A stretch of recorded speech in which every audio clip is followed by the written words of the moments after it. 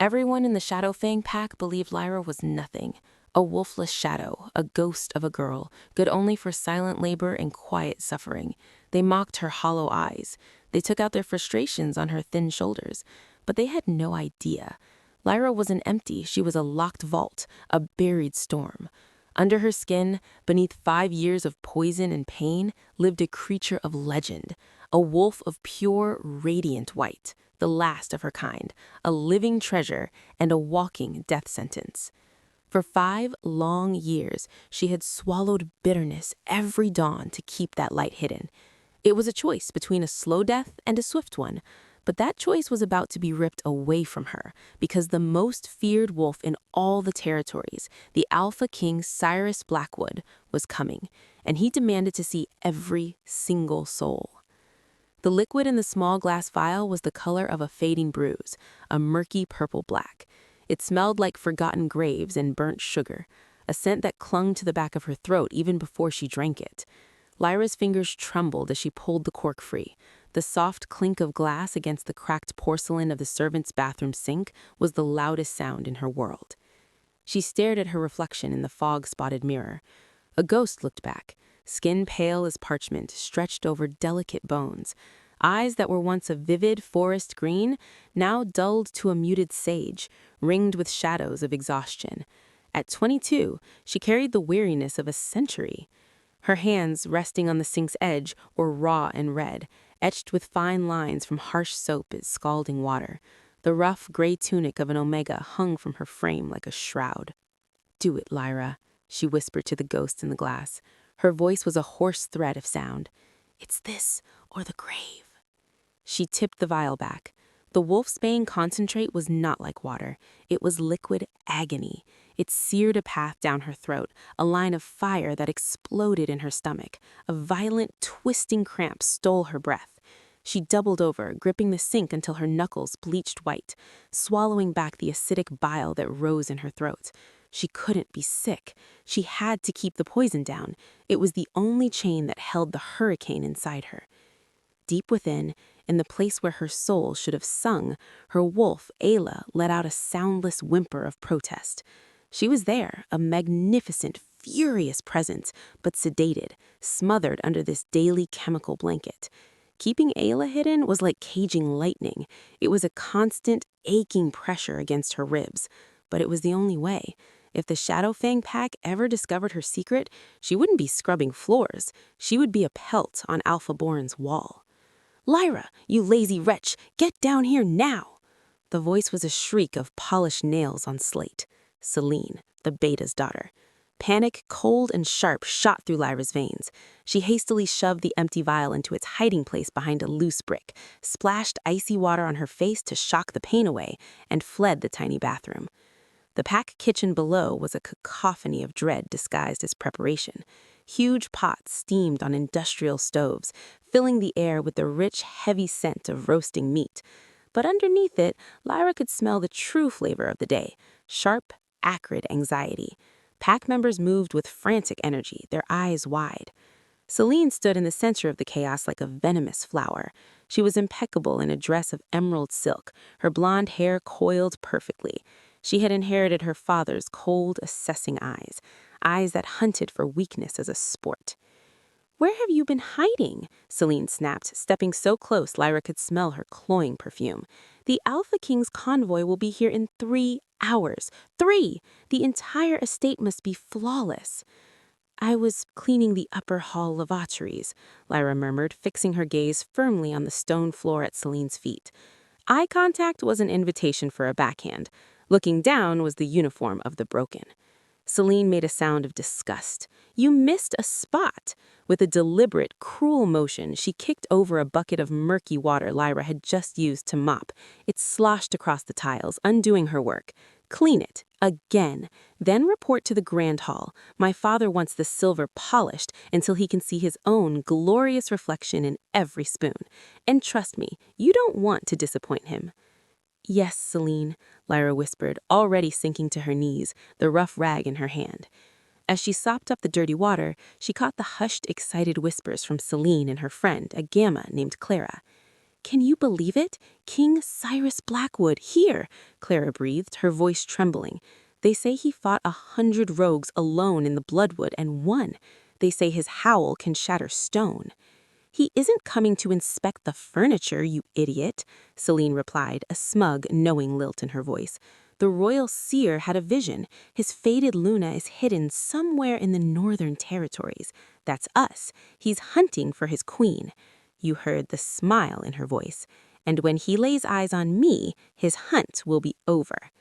Lyra's blood turned to ice in her veins. Alpha King Cyrus Blackwood. The stories about him were not just tales, they were warnings.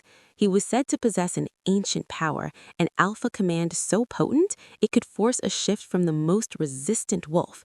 He could sense lineage, power, and deception with a single glance. If he came here, if his gaze fell on her, the wolfsbane masked her scent, making her smell like nothing, a void, a human defect. That was why they despised her. But the king, his senses were mythic. I have to run, the thought screamed in her mind, a primal instinct of prey. Tonight, I have to disappear. But the reality was a prison with invisible walls. She had no money, no resources. The pack borders were tirelessly patrolled by Beta-Born's enforcers. Boren, Celine's father, had taken her in after her parents died in a rogue attack 5 years ago. He called it charity. Lyra knew it for what it was, the acquisition of a disposable slave. Finishing her task, Lyra hurried to the grand hall. It was a cavernous room of dark wood and mounted trophies.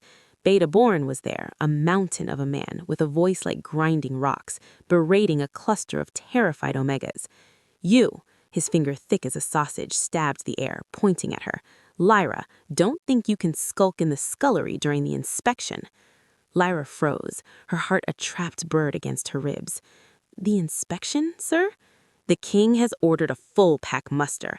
Every member, every pledge, every servant, even the defective wolfless scraps like you. He wants to assess the strength of the pack. He loomed over her, his shadow swallowing her whole. You will stand in the back row. You will keep your eyes on the dirt, and you will not breathe too loudly.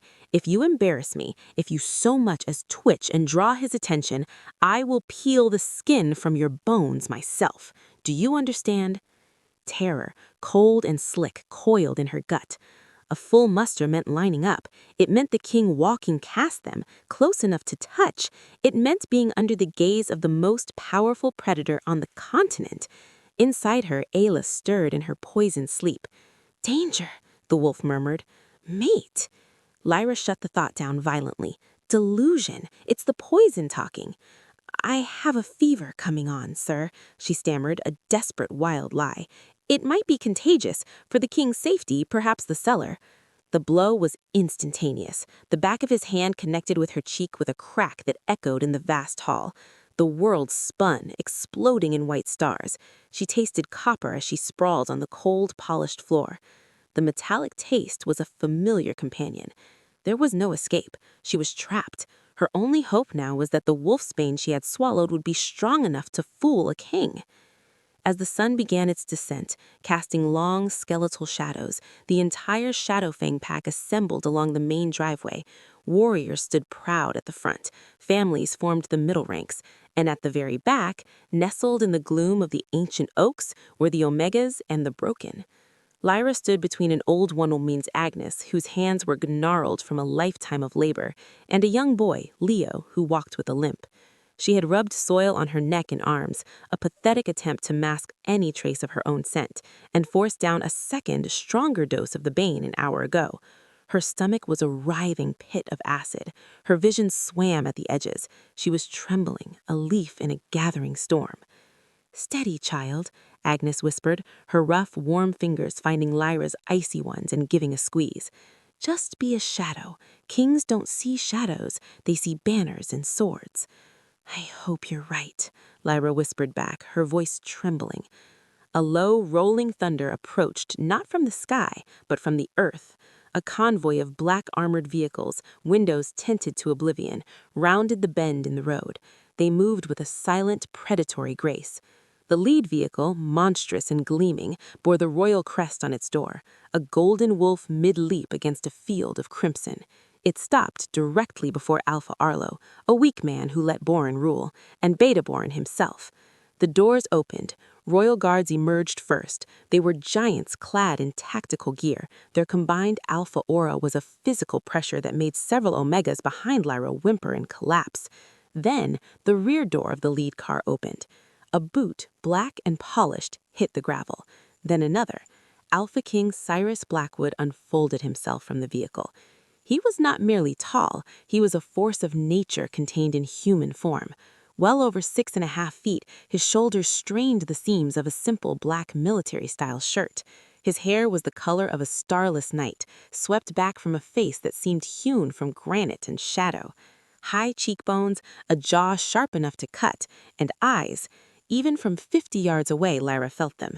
They were not just gold, they were molten, burning amber, and they were scanning the crowd like a hawk over a field. The hours after the king's pronouncement passed in a blur of terrified numbness for Lyra.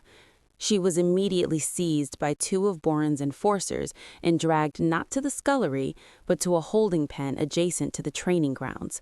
It was a fenced-off area usually used for new, unshifted pups or elderly wolves who needed supervision during pack ceremonies. Today, it was her prison. "Look at her," one guard sneered, his eyes crawling over her like slugs. "Shaking like a leaf in a storm. The king's probably just toying with her. He'll have her executed for wasting his time. Hope he lets us have a turn with her first." The other guard laughed, a harsh, grating sound. Lyra ignored them, curling into the far corner of the pen on the hard-packed dirt. She hugged her knees to her chest, trying to make herself smaller than small. The second dose of wolfsbane was wearing off. The false fever and nausea were receding, replaced by a far more dangerous sensation, the awakening. It began as a deep, resonant itch under her skin, in the very center of her bones. Her skeleton felt like it was humming, vibrating at a frequency only she could hear. Ayala was waking up. After 5 years of chemical twilight, her wolf was groggy, disoriented, and furious. "Let me out," Ayala growled in her mind, the voice clearer and stronger than it had been in years. "They threaten our mate. We must protect him. We must stand by his side." "He is not our mate," Lyra shot back, panic lacing her mental voice. "He is the Alpha King. He is the one who will order our execution the moment he sees what we are. White wolves are extinct for a reason, Ayala. We are a trophy or a threat. We are not a queen." "You are wrong," Ayala insisted, her presence pushing against Lyra's mental walls. "He felt it. I felt him feel it. The bond is there, like a silver thread. He will not harm us." But Lyra couldn't trust it. All she knew was survival through invisibility. Visibility meant death. As dusk began to bleed into a sinister twilight purple, she made a desperate decision. When the guards changed shifts, their attention lapsed for a moment, arguing over some petty grievance. It was her only chance. She moved not with the clumsy fear of a servant, but with the silent, fluid grace her suppressed wolf granted her. She slipped between the wooden slats of the pen, a space too narrow for any of the guards to notice or fit through, and melted into the gathering shadows of the surrounding forest. She ran, not on the paths, but through the thick underbrush, thorns tearing at her gray tunic, branches whipping her face. The itch under her skin was becoming a burn. The shift was pushing, urged on by the rising moon she could not yet see. She had to get away, far away, where no one could witness her transformation. She had barely made it 100 yards into the tree line when a heavy net, weighted with lead, dropped from the canopy above. It slammed her to the forest floor, knocking the air from her lungs. Rough hands grabbed her, yanking her up. "Thought you'd run, little mouse?" It was Boren himself, his face a mask of cold satisfaction in the dim light. 2 enforcers flanked him. "Did you really think I wouldn't anticipate this? The king wants a show. I'm going to give him one." He stepped closer, his eyes glinting. "And I found this in your room." He held up her last precious vial of wolfsbane concentrate. Poison. To hide what, I wonder? He crushed the vial in his massive fist, the liquid and glass dripping to the forest floor. No more hiding. Let's see what the king finds so fascinating. They dragged her back, not to the pen, but directly to the edge of the training arena. The space had been transformed. Torches lined the perimeter, their flames casting long, dancing shadows that looked like grasping claws. Bleachers were packed with the entire pack, their faces eager, cruel, anticipatory. In the center, on a raised dais draped in black and silver, sat King Cyrus Blackwood on a throne of dark ironwood. He looked utterly detached, observing the proceedings with an expression of profound boredom as several young pack members shifted clumsily under the moon's growing influence. Boren shoved Lyra forward into the circle of torchlight. She stumbled, catching herself on her hands and knees in the cold dirt. She was still in her servant's tunic, now torn and dirty, barefoot and shivering, but not from the cold. The moon was a swollen, bloody orb cresting the horizon, the blood moon. Its pole was a physical hook in her soul, yanking mercilessly at the chain that held Ayala. "I can't." The cry was torn from her, raw and desperate. A spasm of agony racked her spine, a precursor to the change. "Please, Your Majesty, I beg you, do not make me do this." Boren saw his opportunity. He pulled a shock baton from his belt. "The king gave you an order, you deceitful creature." He jammed the crackling tip into her side. Agony, white-hot and all-consuming, erupted through her nervous system. Her back arched violently, a scream ripping from her throat that was half human, half animal. The pain was the final key, shattering the last of her concentration, the last of her control. The mental walls she had built over 5 years exploded into dust. "Enough!" Cyrus's roar shook the very air, but he was a fraction of a second too late. The change took Lyra then, but it was not the fluid, beautiful transformation of a healthy wolf. It was a violent, catastrophic eruption. The sound of breaking bones echoed like gunshots. Her shoulders, her spine, her jaw. It was the sound of 5 years of suppression rebelling all at once. Her final scream morphed into a guttural, roaring howl as her body contorted, expanded, rewrote itself. Fur, not gray or brown or black, but a stunning, luminous white burst from her skin, like a blizzard given form. She shook her massive head, the tattered remains of her tunic falling away. When she rose on 4 powerful legs, she was enormous, larger than any female wolf in living memory, her size rivaling that of a mature alpha. Her coat glowed in the torchlight and moonlight, a radiant beacon in the dark arena.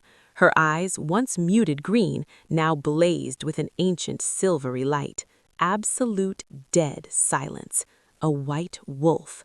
The myth, the legend, the living, breathing symbol of the moon goddess's direct favor, and a prize worth kingdoms. For a moment, Lyra's world was pure, feral instinct. Ayala was in full control, elated, powerful, free. She snarled, a sound of thunder and breaking ice, at Boren, who had fallen back in abject terror, the shock baton falling from his limp fingers. "Run," the human part of her mind pleaded. "Now!" She turned to bolt for the forest, but a wall of darkness blocked her path. King Cyrus had shifted. His wolf was a creature of pure night, massive, jet black, and radiating an aura of such immense ancient power it stole the breath from every onlooker. He stood between her and freedom, his golden eyes locking onto her silver ones. Lyra braced herself, lowering her head, fangs bared. She would die fighting. She would not go back in a cage. But the black wolf did not attack. He did not growl. He lowered his colossal head, and then he did the unthinkable.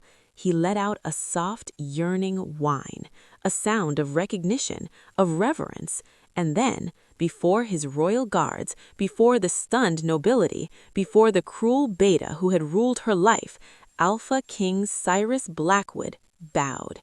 He lowered his great body to the dirt in a posture of deep, unmistakable submission. The silence that followed was thicker than blood, heavier than stone. It was broken by a shrill, hysterical scream. "Sorcery!" Beta Borin had found his voice, scrambling to his feet, his face purple with rage and terror. He pointed a shaking finger at Lyra. "It's a trick, an illusion. She's a witch. No Omega is a white wolf. Kill it. Kill the abomination before it curses us all." The enforcers hesitated, looking from their Beta to their kneeling king. "I gave an order," Beta Borin shrieked, snatching a silver-tipped spear from a guard's hand. "Kill it!"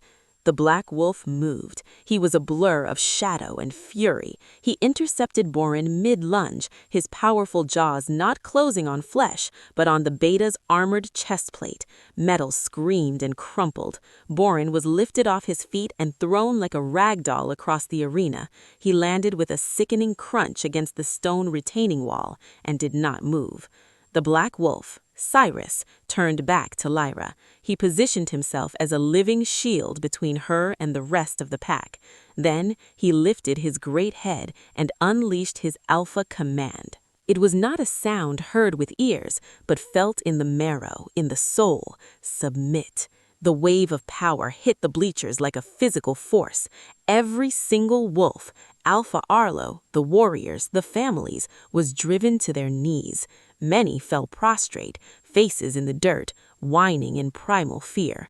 Only Lyra, the white wolf, remained standing. The great head turned toward her. The ferocity was gone from his golden eyes, replaced with a gentleness that was somehow more shocking. He nudged her shoulder with his wet nose. Lyra, his voice was in her mind, clear as a bell, a connection that sang with rightness. Shift back. You are safe. I swear it on my life and crown. The exhaustion, the emotional tsunami, the relief of his words, it all crashed down on her at once. Her legs buckled. The radiant white fur receded, her bones shifting back with a series of painful. Lyra awoke to the scent of cedar smoke and clean linen. For a disorienting moment, she thought she had died and the moon goddess had granted her a peaceful afterlife. She was lying in a bed so soft it seemed to cradle her, wrapped in blankets of fine, warm wool. Sunlight streamed through floor-to-ceiling windows, illuminating a room of serene luxury. Stone walls, a roaring fireplace, and a view of endless, mist-shrouded pine forests. This was not the Shadowfang cellar. This was not a dream. The memories crashed back in. The arena, the shift, the black wolf bowing, the king's arms around her. She sat bolt upright, panic returning in a cold rush. "Easy, little wolf." He was there. Sitting in a high-backed leather chair by the fireplace, King Cyrus Blackwood watched her. He had bathed and changed into a simple black tunic and trousers, but the intensity in his molten gold eyes was unchanged. He held a steaming mug in his hands. "Where am I?" Her voice was a raspy scrape. "The royal guests' quarters at the Silver Crest Outpost, a day's travel from Shadowfang," he said, calmly, standing and walking to a side table. He poured a glass of water and brought it to her. "Drink. You are severely dehydrated." She took the glass, her hands trembling so badly the water sloshed. She stared at him over the rim. You didn't kill me." A strange, soft sound escaped him, almost a laugh, but devoid of humor. "Kill you, Lyra?" he said on the edge of the bed, careful to keep a respectful distance. "Do you have the faintest idea what you are?" She looked down at the water. "I'm a freak, a genetic mistake. That's what Borin always said." "Borin was a fool who will soon wish for a death I will not grant him," Borin growled, the temperature in the room seeming to drop. He mastered his anger with visible effort. "Lyra, look at me." She forced her eyes to meet his. "You are not a mistake. You are a white wolf. In the oldest texts from before the Great Wars, white wolves were the royal line. They were the direct conduits to the moon goddess, healers, peace weavers, and when necessary, the most fearsome warriors to ever walk the earth." He paused, his gaze searching hers. They were believed extinct for over a century, hunted to near oblivion for their pelts, their power, out of fear and greed. Her head spun. But my parents, they were Shadow Fang Omegas, regular wolves. Cyrus shook his head, his expression turning grim. My investigators have been working through the night. We exhumed the bodies of the wolves you believed were your parents. We ran DNA tests. He leaned forward slightly. Lyra, they were not your parents. There is no genetic match. The world tilted. What? He said, his voice gentle but firm. You were stolen, taken as a very young child. The rogue attack that killed them 5 years ago, it was staged to finalize your disappearance into servitude. Someone, likely born acting for a higher power, knew what you were. They hid you in the most neglected corner of the most mediocre pack they could find. They broke your spirit with labor and poison to keep your wolf dormant, to keep your scent masked. Why? The word was a broken whisper. Why go to such lengths? Because, Cyrus said, his hand lifting as if to touch her face, but he stopped himself, his fingers curling into a fist. A white wolf is the only creature whose power can rival a king's. She is the only one who can truly be his equal, her Luna. To control her is to control the future. Boren wasn't keeping a servant, he was guarding a treasure he planned to use. The notes we found. He intended to force a mating with his bloodline when you were of age, to steal the white wolf lineage for his own dynasty. Revulsion and horror washed over her, hot and cold. She had been a commodity, a breeding stock in a cage. I have searched for you for years, Cyrus continued, his gaze holding hers with an unbearable intensity. Not because of a seer's prophecy, though it guided me here, but because my wolf has howled for its other half since the day I first shifted. When I saw you in that dirt, covered in the filth they threw on you, I didn't see a servant. I saw the other half of my soul. I saw my queen. She flinched back, overwhelmed. I'm not a queen, Cyrus. I don't know the first thing about ruling. I know how to scrub blood from stone floors. I know how to be silent. Then I will teach you, he vowed, his voice a low, solemn rumble that vibrated in her chest. But first, justice must be served. The scales must balance. A firm knock sounded at the door. A royal guard entered and bowed. Your Majesty, the tribunal is assembled. The prisoners await your judgment. Cyrus stood, his demeanor shifting from confident to sovereign. He extended his hand to her. Come, Lyra. You have hidden in the shadows for 5 years. Today, you step into the light. Today, you face those who wronged you. She looked down at the oversized shirt she wore. I have nothing to wear. A faint, terrifying smile touched his lips. I anticipated that. He gestured. 2 female attendants entered carrying a garment. It was not a gown. It was a statement. A dress of deep, matte black, woven with threads of metallic silver that formed subtle, predatory patterns, like wolf tracks in moonlight. It was structured, severe, and powerful. Wear this, Cyrus said, not as a victim, not as a secret, but as the judge you have every right to be. The great hall of the Shadowfang pack house was unrecognizable. The long tables were gone. In their place stood rows of silent, terrified pack members. A high platform had been erected at the front, draped in the black and crimson of the royal house. 2 thrones sat upon it, one of dark ironwood, already occupied by Cyrus, and one of pale, polished ash, empty. Lyra walked in beside him, her head held high despite the tremor in her legs. The black and silver dress felt like armor. Around her neck rested a collar of office, a band of platinum set with a single teardrop-shaped obsidian stone. The weight of it was immense. They ascended the platform. Cyrus guided her to the ashwood throne. As she sat, a ripple went through the crowd. She was no longer looking at the floor. She was looking down at them, meeting their shocked, fearful, resentful gazes. Are you ready? Cyrus's voice was for her alone. She looked at her hands, clenched in her lap. I don't know if I can do this. Yesterday, I was invisible. You were never invisible to me, he replied, his hand covering hers, steadying her tremor. You were a storm contained. Today the clouds part. He nodded to the guards.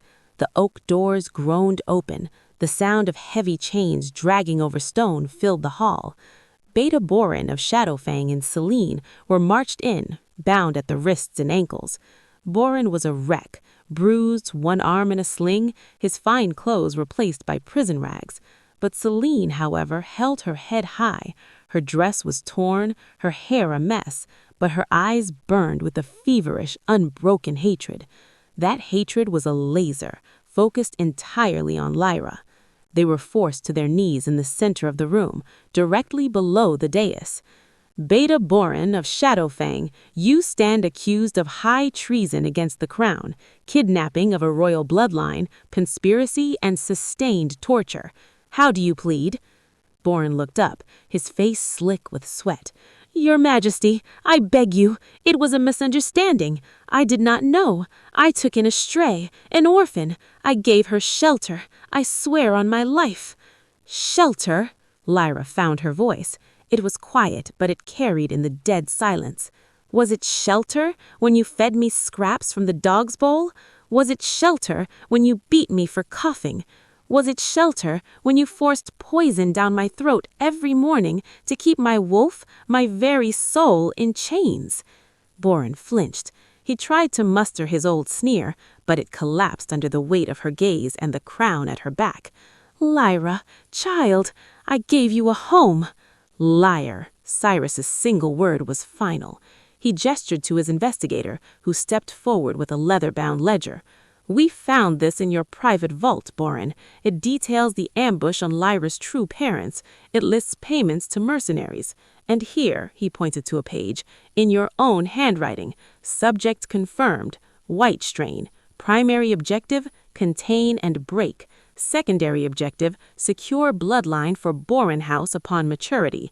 You didn't give her a home. You placed an investment in a kennel. A collective gasp of horror swept the room. This was no mere abuse of power. It was a calculated generational crime. Borin's face went ashen. He saw his death in Cyrus's eyes. She is a weapon, he suddenly shrieked, lunging against his chains. A white wolf is too powerful. Left unchecked, she would destabilize every pack, challenge every alpha. I did it for stability, for the good of all werewolves. You did it for your own ambition, Cyrus declared. Standing, he drew the long ceremonial sword at his hip. The steel sang as it left the scabbard. Beta Borin of Shadowfang, for your crimes I sentence you to execution. Your name will be struck from the journey to the Silver Crest Citadel, the heart of King Cyrus's territory, took 3 days. They traveled in a reinforced convoy, the landscape shifting from the dense, gloomy forests of Shadowfang to soaring, snow-dusted mountains and crystal-clear lakes. Lyra spent most of the trip in a luxurious private cabin within Cyrus's own massive transport vehicle, staring out at the changing world. She was caught in a whirlwind of impossible new realities. Attendants saw to her every need with respectful silence. Healers tended to her lingering malnourishment and the scars, both visible and invisible. Cyrus was a constant, steady presence, but he gave her space. His protectiveness, a silent fortress around her, rather than a smothering blanket. The 3rd night, they made camp in a high mountain pass. The air was thin and sharp, the sky a tapestry of endless stars untouched by city lights. Lyra spent most of the trip in a luxurious private cabin within Cyrus's own massive transport vehicle, staring out at the changing world. She was caught in a whirlwind of impossible new realities. Attendants saw to her every need with respectful silence. Healers tended to her lingering malnourishment and the scars, both visible and invisible. Cyrus was a constant, steady presence, but he gave her space. His protectiveness, a silent fortress around her, rather than a smothering blanket. The 3rd night, they made camp in a high mountain pass. The air was thin and sharp, the sky a tapestry of endless stars untouched by city lights. Lyra spent most of the trip in a luxurious private cabin within Cyrus's own massive transport vehicle, staring out at the changing world. She was caught in a whirlwind of impossible new realities. Attendants saw to her every need with respectful silence. Healers tended to her lingering malnourishment and the scars, both visible and invisible. Cyrus was a constant, steady presence, but he gave her space. His protectiveness, a silent fortress around her, rather than a smothering blanket.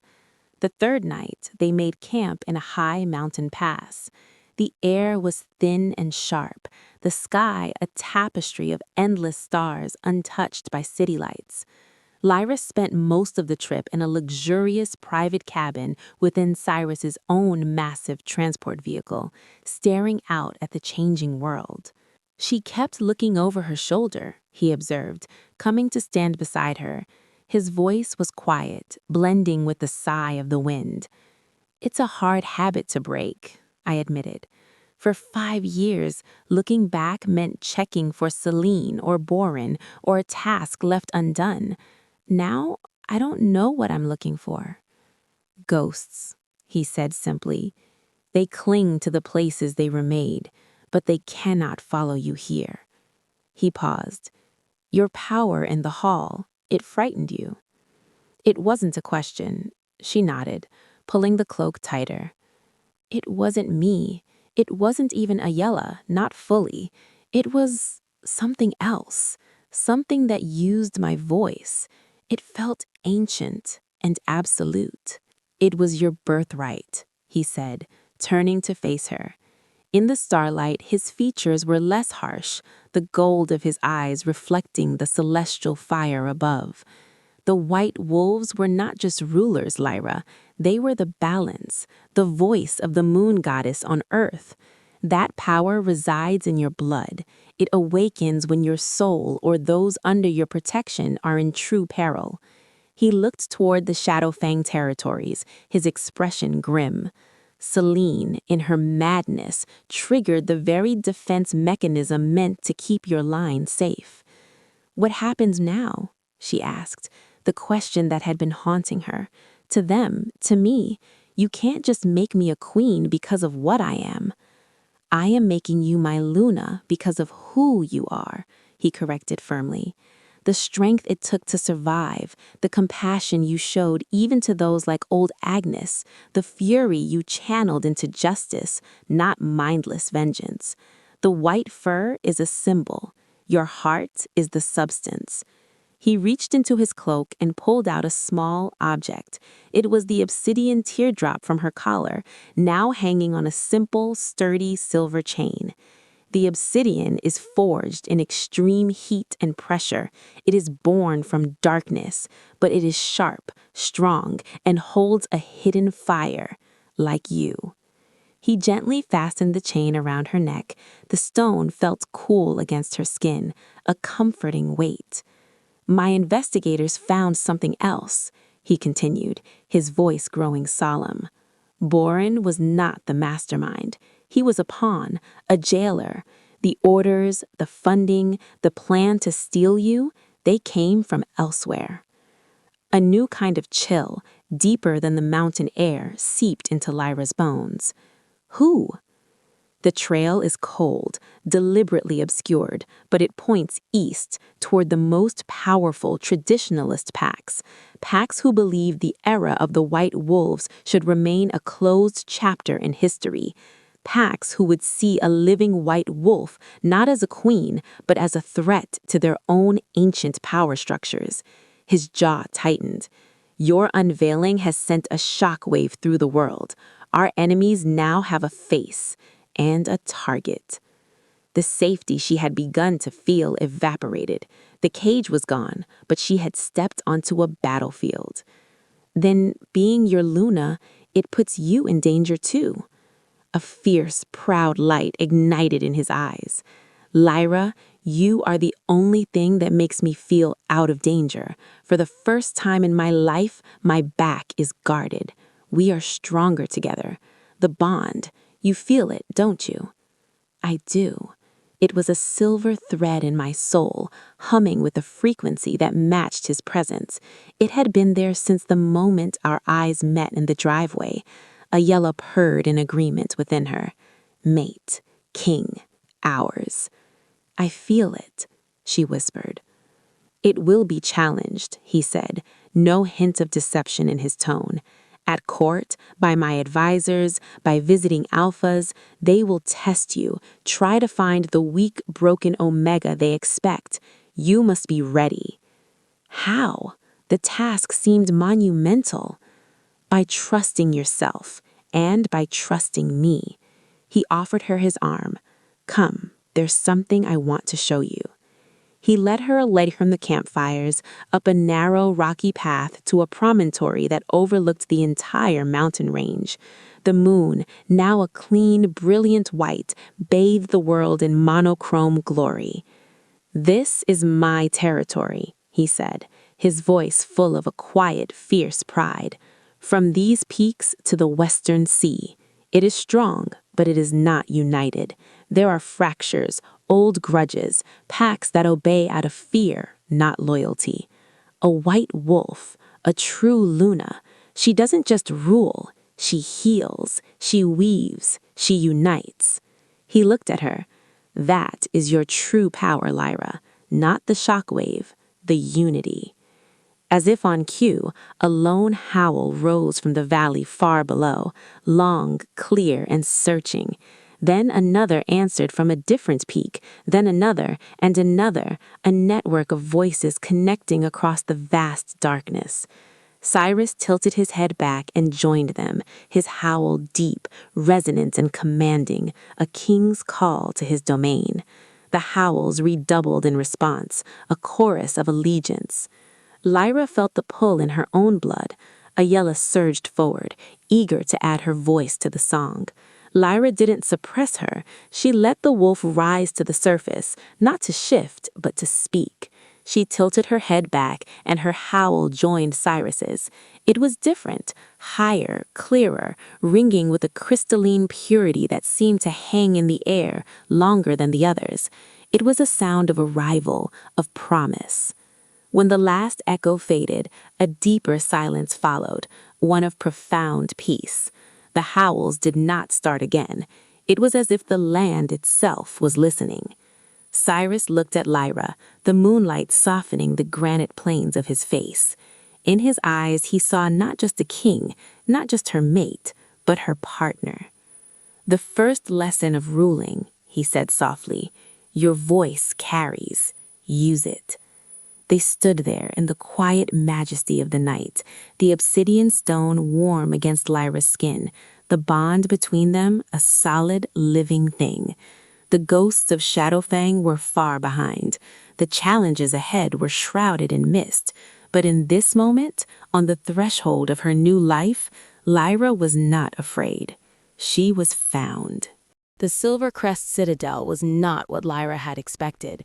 It wasn't a grim fortress of stone and spikes, but a breathtaking structure of pale granite and glass, built into the very face of the highest mountain. It gleamed in the sun like a crown of ice and light. Waterfalls cascaded from its heights, and vast training grounds, libraries, and gardens terraced down the slopes below. This was not just a seat of power, it was a testament to a civilization. The reception was overwhelming. Thousands lined the winding road to the citadel gates. Warriors, families, artisans, all curious, many hopeful, some wary. They cheered for their king, but their eyes were glued to her, the figure in white and silver seated beside him in the open-top vehicle. The rumors had flown ahead of them. The white wolf, the goddess touched, the king's fated. Lyra held her head high, her hand resting lightly in Cyrus's, drawing strength from his steady presence. She wore a simple gown of winter white, her obsidian pendant the only dark spot against it. She did not wave or smile broadly. She met the gazes of his people with the same calm dignity she had used to survive Celine's tirades. It seemed to resonate. The cheers grew warmer, less frantic, more sincere. The next week was a blur of controlled chaos. Her days were a carefully orchestrated sequence of lessons: history of the packs, court protocol, geography, diplomacy. Her teachers were the best in the kingdom, and they treated her not as a backward Alega, but as a brilliant, if untutored, mind. She learned with a fierce, hungry focus, the same focus she had once used to memorize cleaning schedules. Her nights were for Alea. In a private walled garden deep within the citadel, under Cyrus's watchful eye, she learned to shift at will. The transformation was no longer painful or violent. It was a joyous, fluid release. Alea was magnificent, strong, graceful, her silvery eyes intelligent. She and Cyrus's black wolf would run together under the moon, their bond strengthening with every stride, a living symbol of balance, shadow and light, king and queen, power and spirit. But the peace was a bubble. The challenges began subtly. A senior advisor, an old wolf named Torvin, would forget to include certain documents in her briefings. A visiting alpha from the Eastern Ridge would ask her a complex question about border treaties in a rapid-fire manner, hoping to see her falter. A court lady would make a snide remark about upstart sense, just within earshot. Lyra handled them not with the voice, not with anger, but with a quiet, unshakable competence. She would ask Torvin pointed questions that revealed his omission, sending him into flustered apologies. She would answer the Eastern Alpha with a concise, accurate summary, then ask a deeper, more insightful question of her own, leaving him stammering. To the court lady, she simply turned and said, with a smile that didn't reach her eyes, "The sense of soap and hard work is indeed unfamiliar in some circles. I find it preferable to the alternative." The woman paled and retreated. Cyrus watched it all with growing pride, intervening only when absolutely necessary. She was finding her footing. The day of the coronation arrived. The citadel's great hall of the moon was filled to capacity, with royalty, ambassadors, and pack leaders from every territory. The air thrummed with tension and anticipation. Lyra stood in an antechamber, attended by silent handmaidens. Her coronation gown was a masterpiece, not of black, but of radiant white. It was layered silk and velvet, embroidered not with wolves, but with phases of the moon in platinum thread, culminating in a full moon at her chest. Over it, she wore a cloak of black wolf fur, a gift from Cyrus, its clasp the royal crest. She was terrified. The scale of it was immense. Cyrus entered, resplendent in his formal black and gold regalia. He came to her, taking both her hands. "Remember the mountain pass," he said softly. "Remember your voice. You are not stepping into my world, Lyra. We are creating a new one together." The great doors opened. A herald's voice boomed. "All hail Alpha King Cyrus Blackwood and his fated Luna, Lyra of the White Dawn." They walked side by side down the endless central aisle. The crowd was a sea of faces, a storm of scents, awe, curiosity, jealousy, hope. At the far end, on a dais under a massive skylight that let the noon sun stream in, sat the twin thrones. Before them stood the High Elder, holding 2 crowns, Cyrus's familiar heavy band of obsidian and gold, and a new one. It was fashioned of intertwined silver and platinum, shaped like crescent moons embracing a central, flawless white diamond that caught the sun and fractured it into 1,000 rainbows. The ceremony was a series of ancient vows and rituals. Cyrus reaffirmed his vows to his people. Then the elder turned to Lyra. "Lyra of the White Dawn, daughter of a lost line, claimed by the moon goddess and chosen by the king's soul, do you vow to uphold the laws of this land, to shield the weak, to judge with fairness, and to guide with wisdom, to be the heart to the king's strength, the light to his shadow?" She looked out at the crowd, then at Cyrus. Her voice, when it came, was clear and strong, carrying to the very back of the hall without need of amplification. "I so vow."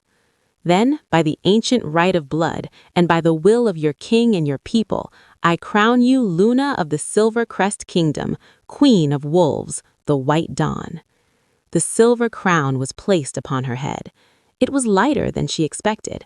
It felt not like a weight, but like a completion. As she turned to sit on her throne, a disturbance rustled through the crowd near the great doors. The crowd parted, and a figure strode in.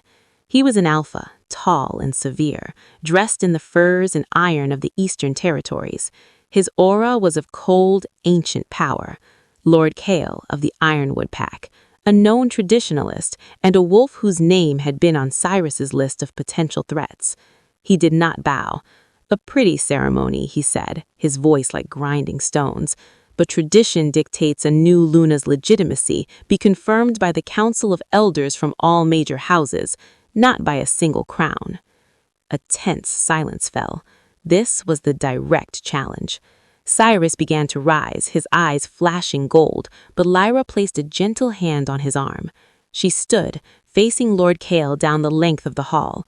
"The Council of Elders is welcome to offer their blessings, Lord Kale," she said, her tone calm. "My legitimacy comes from the moon goddess who made me and the king whose bond I share. It is not for any council to grant or deny." "Bond," Kale sneered, "a biological accident. Power? A parlor trick witnessed by a backwater pack. A true Luna commands respect from all alphas." He took a step forward, unleashing his own potent alpha aura, a wave of dominance meant to make her flinch, to bow. The pressure was immense, a physical weight trying to drive her to her knees. The crowd gasped. Cyrus snarled, ready to intervene. Lyra did not bend. She didn't need to summon the goddess's voice. This was a different test. This was about the strength of her own spirit, forged in the crucible of Shadowfang. She met Lord Kale's challenging stare, and in her eyes the silvery light of Alea glimmered to life. "I have knelt in dirt for 5 years, Lord Kale," she said, her voice cutting through his aura like a knife. "I have knelt to cruelty, to pettiness, to the very worst our kind can be." "Do you really believe," she asked, taking a single deliberate step down from the dais, her white gown flowing around her, "that the gaze of a bully who hides behind tradition is heavier than that?" She took another step, and another, walking calmly towards him. With each step, her own aura unfolded. It was not the crushing dominance of an alpha. It was something rarer, an irresistible presence. It was the calm of a mountain, the certainty of the moon's path, the unbreakable will of a survivor. It was the aura of a queen. By the time she stopped a few feet from him, the hall was utterly silent. Lord Kale's own aura seemed to shrink back, to wither in the face of her quiet, absolute authority. He tried to hold her gaze, but his own flickered, dropping first to her shoulder, then to the floor. A low whine escaped him. It was the sound of a wolf submitting to a higher power. Lyra did not smirk. She did not gloat. She simply looked at him, then at the stunned council members behind him. "My first act as your Luna," she announced to the entire hall, "is to declare that the age of challenging legitimacy through intimidation is over. We are one kingdom. Our strength is in unity, not in these old, divisive games. From this day forward, respect will be earned by action and honor, not forced by fear." She turned her back on Lord Kale, a gesture of supreme confidence, and walked back to her throne. As she sat, Cyrus reached over and took her hand, lifting it to his lips. The gesture was a profound respect and partnership. The hall erupted, not in chaos, but in a roaring, thunderous applause that shook the very foundations of the citadel.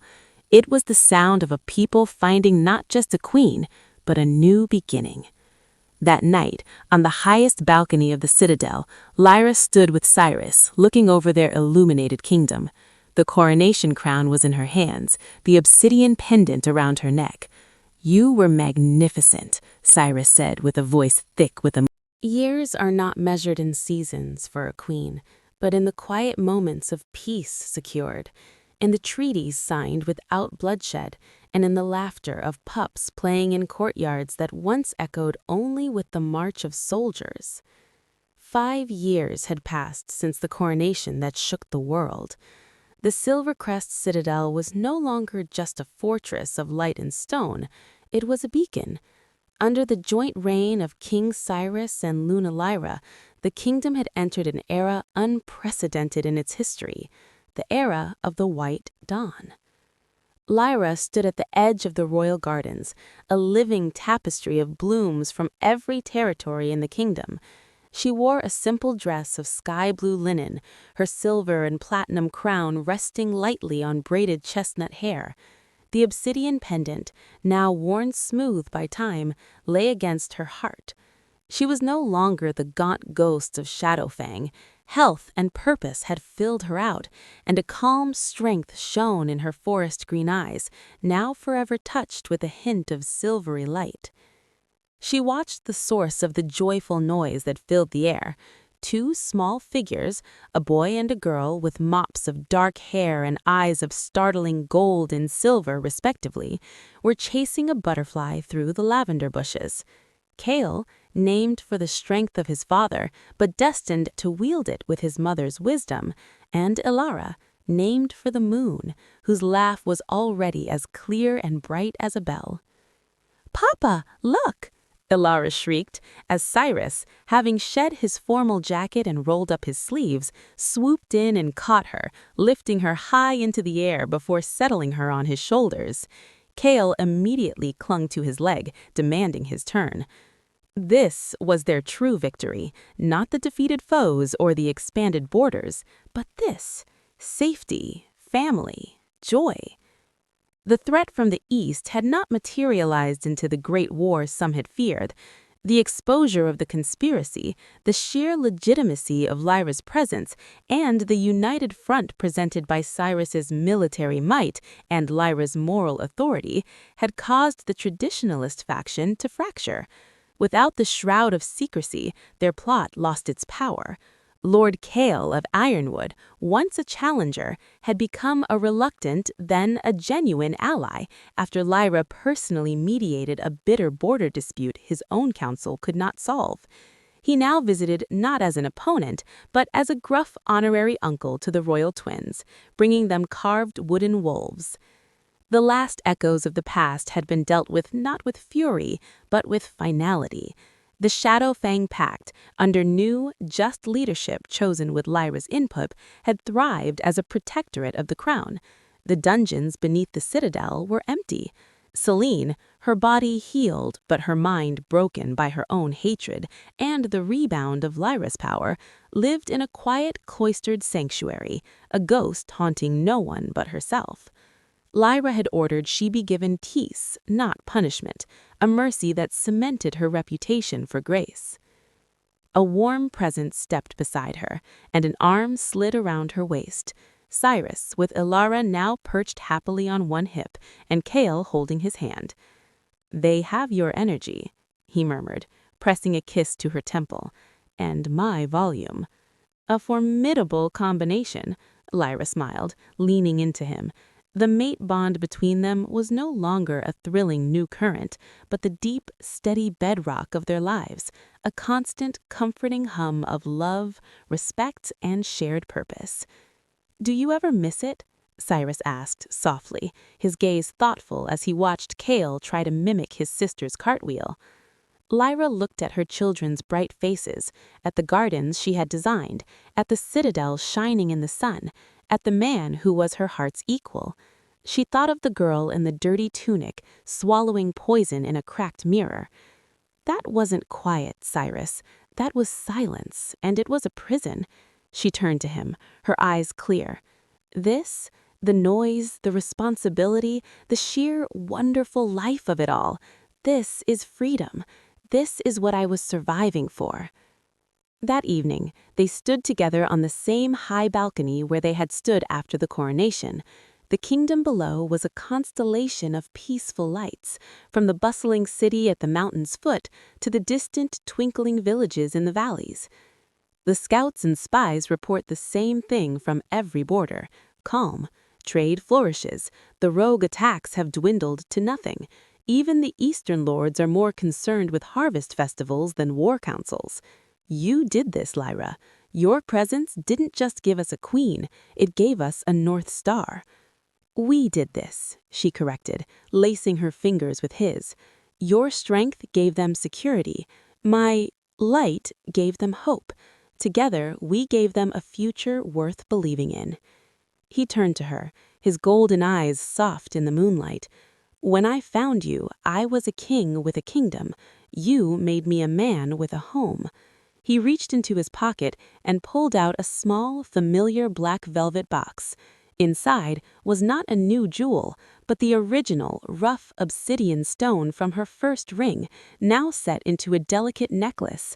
"To remember where you came from," he said, fastening it around her neck beside the pendant, "and to remind you that the fiercest diamonds are formed under pressure." From the courtyard below, the sound of howls began, not the war howls of old, but the evening song, a pack celebrating the safety of the day and the promise of the night. One voice, pure and strong, rose above the others in a pup's proud, slightly off-key howl, Kale. He was quickly joined by Ilara's higher, sweeter note. Cyrus and Lyra looked at each other and smiled. Together, they tilted their heads back and added their voices to the song. His was deep and powerful, the bedrock of the melody. Hers was clear and radiant, the harmony that soared above it. Their howls intertwined, a perfect duet that swept over the citadel and down the mountain, a lullaby of peace and power for their kingdom. As the last note faded into the starlit silence, Cyrus pulled her close, resting his forehead against hers, the warm weight of the stones against her skin, one born of fire, one born of light. She thought of the girl who had been a ghost and the woman who had become a legend. "Let them tell it," she said, opening her eyes to meet his gaze, love shining brighter than any crown. "Our story isn't in the past anymore, Cyrus. It's here, it's now, and it's only just begun." In the gentle quiet that followed, under a moon that watched over a land finally at peace, the white wolf and her king stood together, not as ruler and subject, not as savior and saved, but as partners, parents, and soulmates. The battles were over, the shadows had receded, and in the warm, enduring light of the dawn they had forged, they lived, they loved, and they ruled, happily ever after.